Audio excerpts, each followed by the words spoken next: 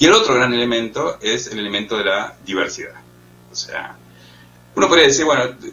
ponemos en lugar de desigualdad todas aquellas diferencias que tienen que ver con tener más y tener menos, ¿no? Y donde ese tener más y tener menos significa realmente oportunidades diferentes frente a la vida. La idea de diversidad tiene que ver con esta idea de simplemente somos distintos, y en ese distinto no hay un más y un menos, somos cualitativamente diferentes, digamos. Entonces, ahí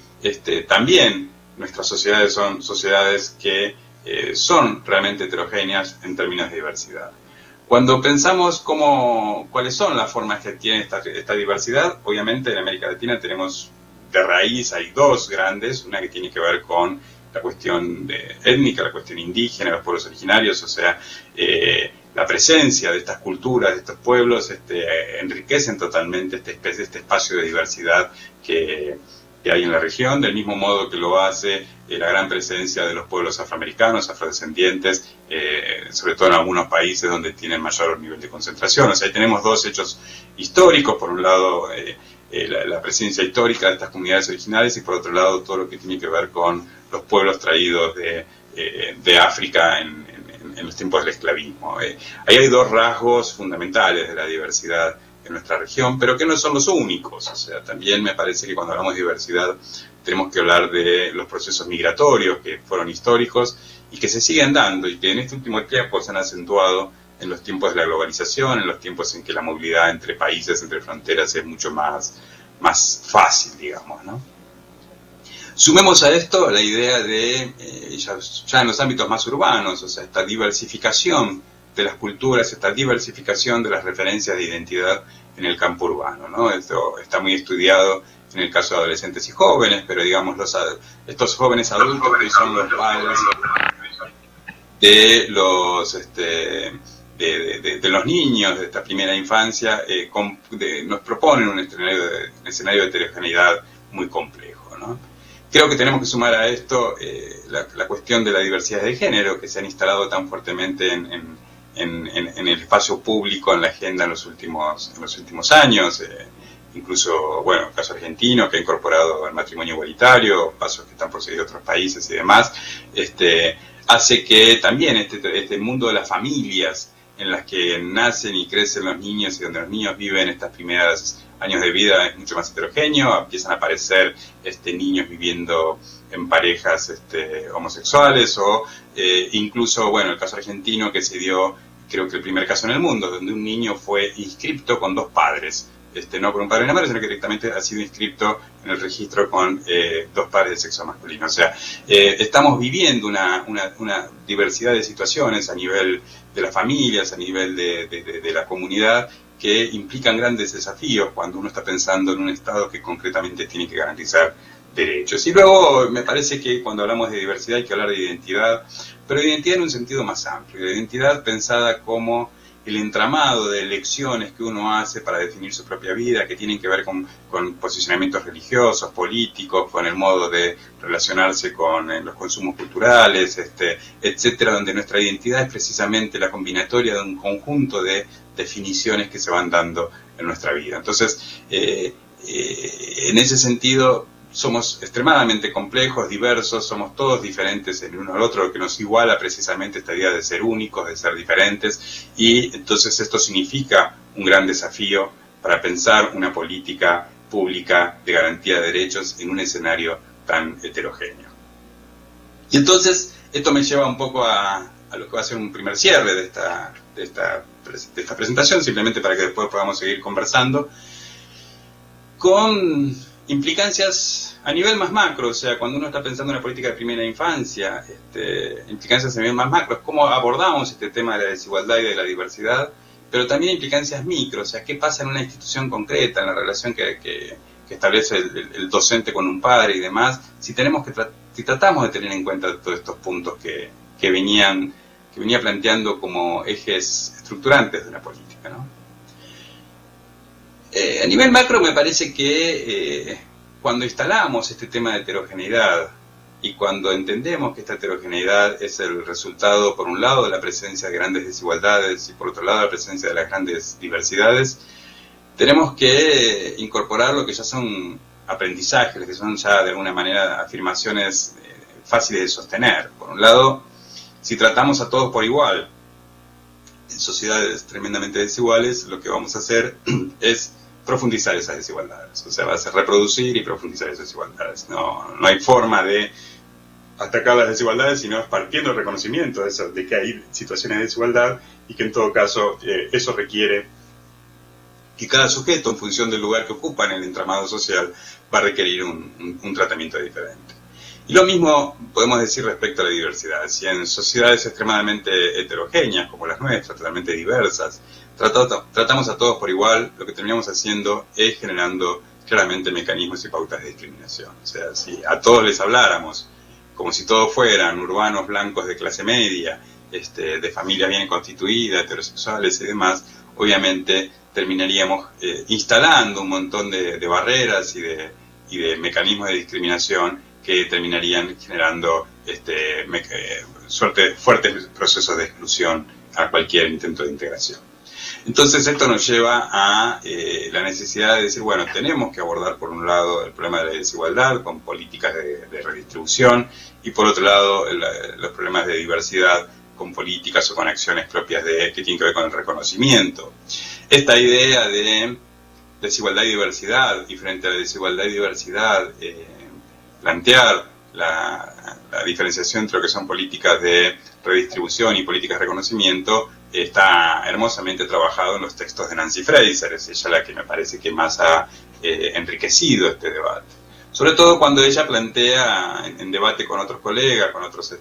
autores, la idea de que no alcanza con hacer una política de redistribución o hacer una política de reconocimiento. Es necesario hacer una política que explícitamente contenga ambos componentes. No es que una política de redistribución inevitablemente se va a convertir en una política de reconocimiento o viceversa, sino que cuando pensamos en una acción concreta, en una institución, en un territorio, en una región, tenemos que asegurarnos que esa acción claramente sea una acción que va a tener un efecto redistributivo y al mismo tiempo que va a tener un efecto de reconocimiento, de inclusión, de reconocimiento de esa diversidad. Entonces, cuando uno piensa una intervención, cuando uno piensa una acción, cuando uno está trabajando en el diseño de una institución, tiene que asegurar que sus prácticas aborden ambos ejes, el eje de la desigualdad y el eje de la diversidad. Cabe decir, y esto lo tendría que haber comentado antes, que no es lo mismo hablar de desigualdad que hablar de diversidad. La desigualdad, de alguna manera, es nociva cuando esta desigualdad es intolerable. Hay ciertas desigualdades que son tolerables, pero cuando las desigualdades como las que vivimos en América Latina son tan grandes, se constituyen en desigualdades intolerables, y entonces ahí el deseo es que la desigualdad tienda a desaparecer, y las políticas de redistribución son políticas que atacan la desigualdad. No es lo mismo cuando hablamos de diversidad. La diversidad es absolutamente deseable, valorada. Nadie desearía que la diversidad se atenúe. Por el contrario, lo que uno tiene que hacer es fortalecer a los sujetos en aquel lugar que eligió para la construcción de su propia identidad en este ámbito tan heterogéneo. O sea, en esta distinción entre políticas de desigualdad y políticas de diversidad, una de las grandes diferencias está en que por un lado uno ataca la desigualdad, pero por otro lado uno protege la diversidad. Uno podría decir que en el campo educativo esto se vino haciendo, y aún en políticas que llegaron a la primera infancia, la educación inicial y demás, ¿no? O sea, frente a las políticas, frente al desafío de la desigualdad, aparecieron las políticas compensatorias, las políticas de redistribución. Estoy pensando en el caso de México, por ejemplo. El CONAFE ha tenido claramente una responsabilidad en consolidar esta idea de políticas compensatorias orientadas a los sectores más pobres, y el propio CONAFE tiene muy desarrollado todo lo que tiene que ver con la educación inicial, ¿no? Entonces, uno podría decir son políticas que quedan enmarcadas en este lugar. La idea aquí es, frente a la desigualdad, generamos políticas compensatorias, y también uno podría decir, esto se viene haciendo en la región, que frente a la diversidad aparecen políticas de reconocimiento que podrían ser, por ejemplo, aquellas que tienen que ver con educación intercultural bilingüe. Uno no puede negar el aporte que han hecho esas políticas en la región. O sea, uno podría decir ha sido importante que desde los años 90 aparecieron algunas políticas compensatorias que levantaron el nivel de inclusión de los sectores más pobres, y también ha sido importante el aprendizaje que hay alrededor de la educación intercultural bilingüe. En todo caso, sin querer, desmerecer esos esfuerzos, a mí me parece que ahí hay dos o tres premisas que hay detrás de estas políticas que me gustaría que pudieran ser repensadas, que pudieran ser discutidas. En la medida en que ambas políticas son focalizadas, ¿no? Y que en el caso de las acciones políticas compensatorias han sido dirigidas casi exclusivamente a los sectores más pobres o a la ruralidad más perdida, más dispersa, y en el caso de la educación, el tema de la diversidad ha sido centrada exclusivamente a los pueblos indígenas, uno podría decir subyace a esas políticas una idea que es totalmente ajena a la idea que estoy planteando ahora, de que todos somos diferentes, de lo que nos iguala es la condición de únicos y diferentes. Uno podría decir que una política focalizada dirigida a los pobres, que es una política que está orientada a abordar el tema de la desigualdad, la premisa que hay detrás de esta política es algo así como somos todos iguales, ¿no? Y los únicos desiguales son los pobres, por lo cual los únicos que requieren una política específica son los sectores pobres. Y por otro lado, en términos de diversidad, lo que subyace a la educación intercultural es algo del orden de somos todos iguales, los únicos diferentes son los indígenas, digamos, ¿no? Entonces, uno podría decir, en una tradición de políticas que han partido históricamente de la idea de que todos somos iguales, y donde ha puesto la igualdad como un elemento central, como un valor fundamental en la historia de las políticas públicas y entre ellas las políticas educativas en la región, las políticas compensatorias y las políticas de educación intercultural de alguna manera han dejado intacto ese concepto de la igualdad,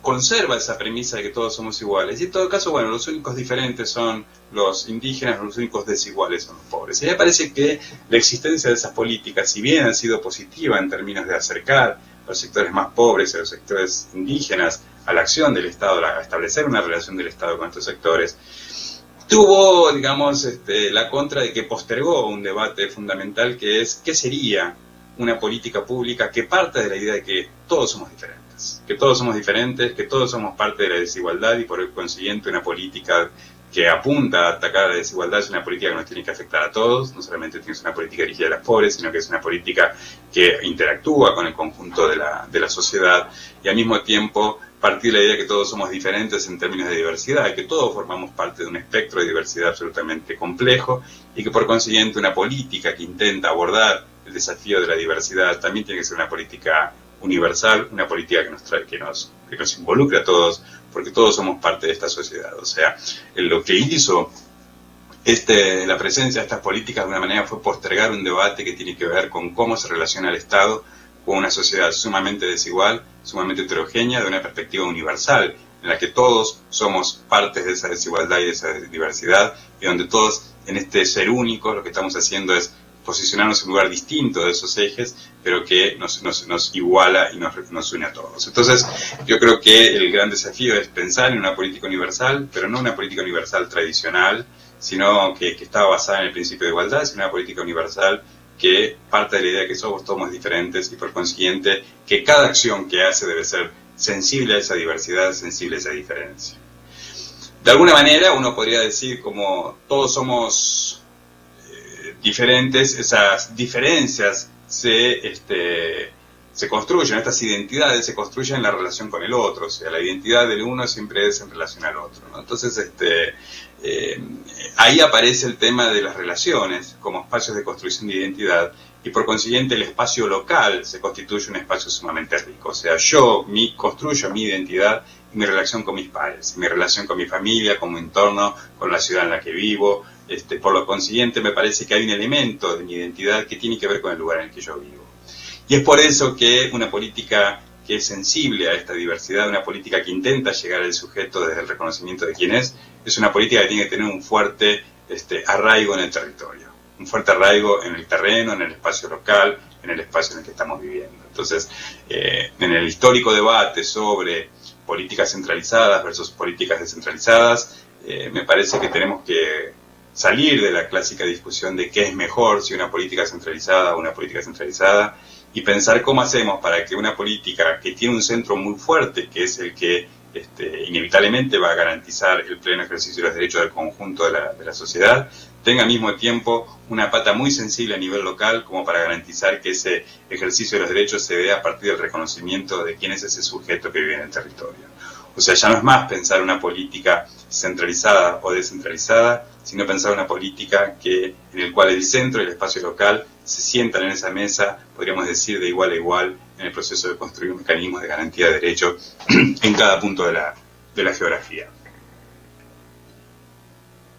Entonces, en este recorrido de pensar una política de infancia que parta de la perspectiva de derechos, que parta entonces de ese conjunto de premisas que yo planteaba como inevitables, como necesarias, que es poner al sujeto en el centro a partir del reconocimiento de quién es y demás, tiene esta implicancia macro de un nuevo tipo de universalismo sensible a las características del sujeto, y un universalismo que tiene una clara proyección en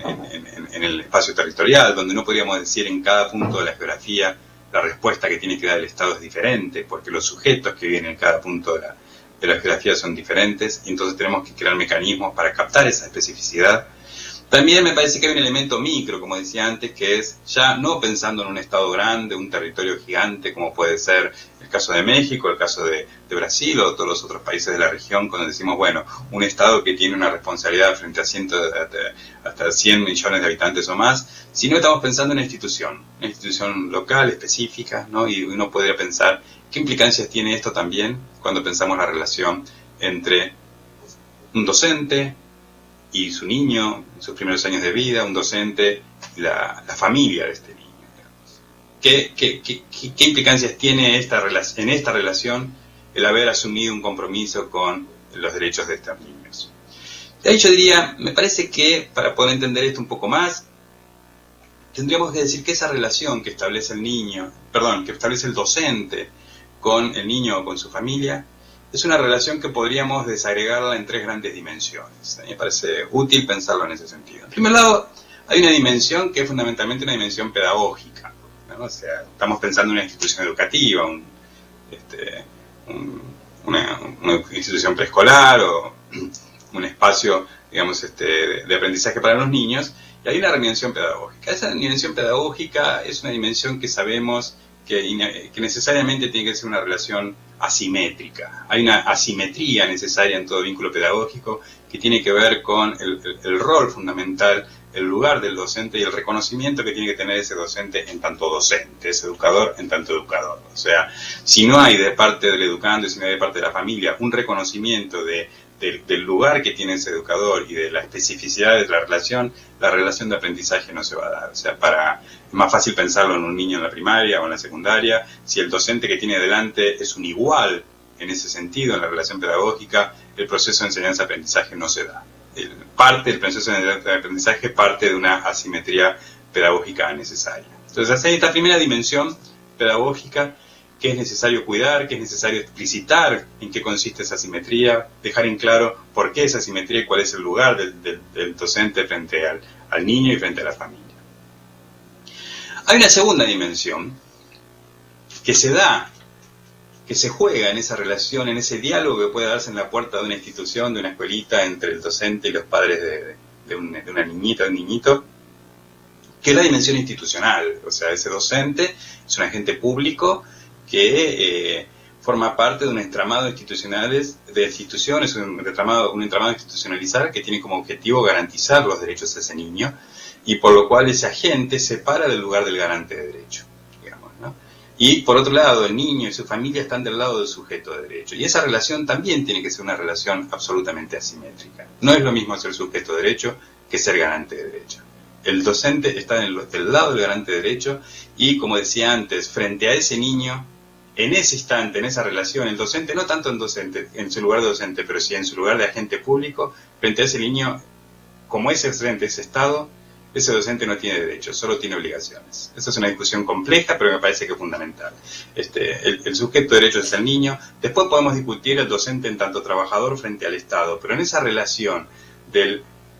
docente, agente estatal frente al niño sujeto de derecho, las diferencias son muy claras y la simetría tiene que ser absoluta. O sea, ahí no pueden igualarse en ese diálogo, no pueden ponerse uno u otro indistintamente. Entonces, a nivel micro, haber optado por una relación, por una perspectiva de derechos, define claramente un aspecto de la relación entre el docente y la familia que tiene que ver con que el docente está parado del lado de la institución que garantiza el derecho de ese niño a través de esa familia. Y el tercer punto, cuando está el docente hablando con los padres, hay una dimensión humana. Hay una dimensión humana que me parece que es fundamental, y en esa dimensión humana considero que la simetría debe ser absoluta. O sea, son dos personas que están hablando, que se tienen que reconocer como personas, que se tienen que respetar como personas, que tienen que tener curiosidad el uno en el otro, que tienen que, de alguna manera, compenetrarse con quién es ese otro, reconocerlo en su identidad, en sus preferencias, valorizarlo como sujeto. O sea, hay una tercera dimensión, que es la dimensión humana, donde hay que rescatar un espacio de simetría. Un espacio en el cual los dos son sujetos que están dialogando y que en ese diálogo simétrico va a ser posible construir las condiciones para que este proceso de aprendizaje, de inclusión al mundo de este niño sea posible. ¿Cómo basar esas relaciones de reconocimiento en el otro? Creo que es un elemento fundamental, una pregunta fundamental. Entonces, insisto, haber optado por una perspectiva de derechos en la construcción de una institución que está orientada a garantizar estos derechos en la infancia implica que la relación de los agentes institucionales con la familia tenga estas tres grandes dimensiones: una dimensión pedagógica y una dimensión político-institucional, donde ahí es claro dejar de precisar cuáles son los elementos de asimetría, cuál es el rol de uno y cuál es el rol del otro, pero también hay dimensión humana, donde es fundamental que esa dimensión, ese diálogo se dé de igual a igual. La construcción de un espacio de aprendizaje, de un espacio de educación y demás, tiene que partir de una relación de reconocimiento mutuo en el cual el otro es un sujeto que merece ser respetado, que merece ser atendido y escuchado. Yo con esto iría terminando, pero quiero dejar un último comentario, que sería: si uno mira la situación de la infancia, dicho esto, ¿no? Si uno piensa, bueno, ¿y cómo está la infancia en América Latina, o la primera infancia de América Latina hoy, que es un poco el trabajo que hacemos nosotros permanentemente del Sistema de Información de Primera Infancia? La verdad que si uno mira cuál es la situación de la infancia es preocupante. O sea, los niveles de pobreza, de exclusión, de vulneración de derechos que se están viviendo en este momento son muy altos. Si bien hubo una reducción importante de las tasas de mortalidad, los procesos de inclusión institucional de los jóvenes y las familias, las políticas de distribución de ingresos, las transferencias condicionales de ingresos y demás, están teniendo un impacto positivo en consolidar una base de bienestar en las familias y demás. Sin duda es muchísimo lo que falta, la deuda es tremenda. Es más, podríamos decir, lo que falta que lo que se puede haber avanzado en este tiempo. Si uno se queda en la fotografía, si uno se queda en el dato estadístico, la situación es preocupante. Pero si uno lo mira esto como proceso, si uno piensa el proceso que se desencadenó en la región en los últimos 20 años, sobre todo 25 a partir de la aprobación de la Convención, uno siente que ahí se inició un proceso de transformación política y cultural que es sumamente rico y que inevitablemente va a tener impacto en el corto plazo y va a significar, me hace pensar que estamos viviendo un punto de inflexión en las condiciones de vida de la primera infancia en la región. Yo decía antes, la Convención implica un doble quiebre, un quiebre político y un quiebre cultural. Cuando hablaba de quiebre político decía hay una redefinición del rol del Estado frente a la infancia, y yo creo que ahí estamos viviendo un dilema clave. Yo creo que en la región lo que está ocurriendo es que los mismos estados que se están comprometiendo a ser el garante pleno de los derechos de la infancia no tienen hoy la capacidad de orientar los procesos económicos y sociales necesarios para que esa garantía de derechos sea posible. Concretamente, un Estado garante de derechos que no tiene la capacidad en este momento de erradicar la pobreza, de erradicar la exclusión y demás, como lo estamos viviendo en todos los países de la región. Entonces, ahí hay una tremenda dificultad que tiene que ver con realmente garantizar el pleno ejercicio de los derechos en la infancia. Significa discutir el modelo de desarrollo que estamos teniendo, significa pensar cuál es la sociedad que necesitamos para que se garantice una base de bienestar para la totalidad de las nuevas generaciones. Pero también, yo decía, es necesario un cambio cultural que redefina la relación de la infancia con los adultos, y en ese sentido me parece que nuestras sociedades tienen que hacer un cambio profundo. Ahora, la sensación que yo tengo es que en muchos países de América Latina, fundamentalmente podría decir yo, asegurar en el caso de América del Sur, pero sospecho que en el conjunto de la región, estamos viviendo un momento sumamente rico en términos de la posibilidad de discutir los modelos de desarrollo, en discutir qué sociedad queremos, y también estamos viviendo un momento sumamente rico en términos de poder pensar el lugar de la infancia, el lugar de los sujetos en la familia, la discusión sobre los derechos civiles, la discusión sobre el espacio público y el privado, que me parece que son debates que se están dando en la región que favorecen plenamente la creación de un escenario que permita garantizar el pleno ejercicio de los derechos de la infancia. En ese sentido, la lectura que hago ya no es tan pesimista como si me quedo con la foto de los niveles de exclusión, mortalidad y demás que tenemos en este momento, sino que me nace una mirada más optimista de pensar que estamos viviendo, que estamos en el centro de un momento de inflexión que va a hacer que en las próximas décadas se va a redefinir profundamente el lugar de la infancia en nuestras sociedades. Con esto terminaría, simplemente a los efectos de comenzar un diálogo con ustedes y poder compartir puntos que les parezca que podamos desarrollar más o poder dialogar respecto a ello. Muchas gracias.